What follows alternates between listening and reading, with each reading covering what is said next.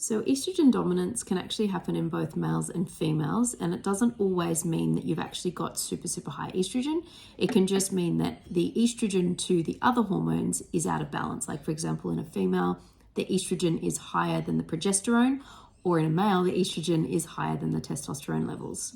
So symptoms of high estrogen can be things like excessive growth, so fibroids, cysts, painful periods, painful breasts, putting on too much weight. And actually in a female, this tends to give you more curves. And in a male, it can be things like gynecomastia, which is essentially man boobs. Another interesting symptom that people might experience is anxiety. And this is interesting, and especially in females, because estrogen is kind of like the get up and go hormone. This is why as you're leading towards towards ovulation, you tend to feel a bit more energized, a little bit more sort of positive, whereas progesterone tends to help you feel a little bit more chilled and relaxed. So if you are low in progesterone and high in estrogen, you tend to feel a little bit more anxious. So like any hormone, it can be a little bit tricky to test via a blood test because, of course, hormones go up and down. But generally in a female, they will like to test around day 21 for a female, and they like to see the estradiol at around 150.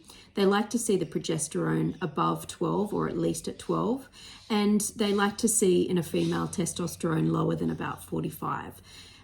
But in a male, they like to see the ratio of testosterone to estrogen at about 10-1. So what are some of the main causes of higher estrogen in the body or estrogen dominance?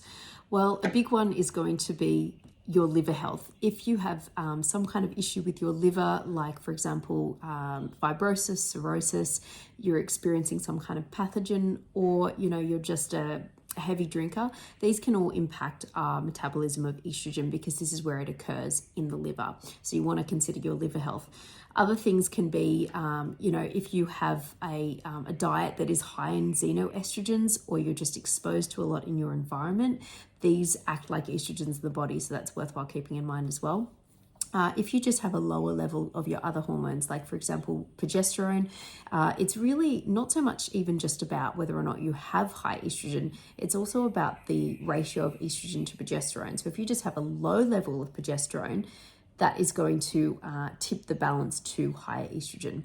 Another interesting one is we convert other hormones like testosterone to estrone, a form of estrogen in our body fat. This is occurring via a special enzyme called aromatase.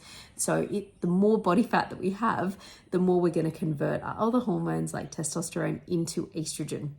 That's worthwhile keeping in mind.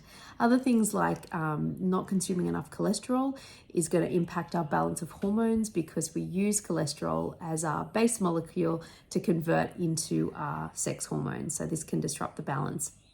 Other things like having a low thyroid activity can also impact the amount of estrogen in our body because it can cause things like constipation, which is another reason for having higher estrogen. When we are constipated, we end up actually recycling our estrogen. We don't excrete it in our feces as well. So this is something to keep in mind. If you have constipation, we really need to sort that out because it can cause higher estrogen or estrogen dominance. So a really interesting point here is that if you have constipation, these sort of people end up actually showing higher levels of a special enzyme in their stool sample called beta-glucuronidase. And this enzyme actually encourages the recycling of our estrogens. We essentially reabsorb more and instead of excreting it out in the feces. So that's worthwhile keeping in mind too. So what are some practical ways of reducing our estrogen dominance in our body?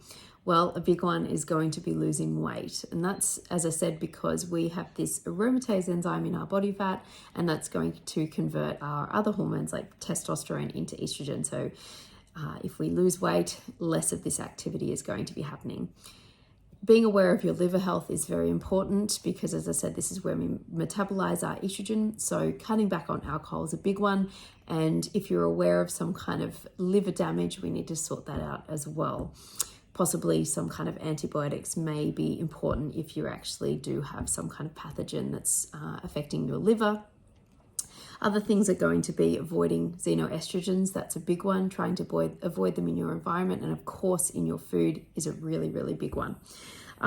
Other interesting ones are going to be sorting out constipation. So, for example, possibly considering magnesium to get the bowels moving. Maybe some kind of serotonin treatment is also going to be important. Fasting between meals is important for increasing our migrating motor complex. This is going to get things in our bowel moving as well. Another really interesting supplement that I've been reading into is calcium D-glucarate.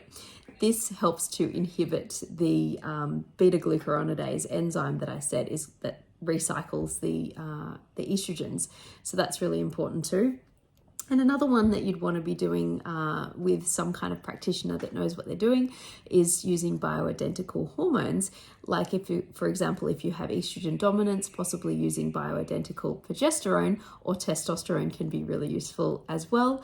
And of course, sorting out any autoimmunity that may be occurring. Like for example, if you have autoimmunity against your thyroid, like Hashimoto's, this is a really big one as well.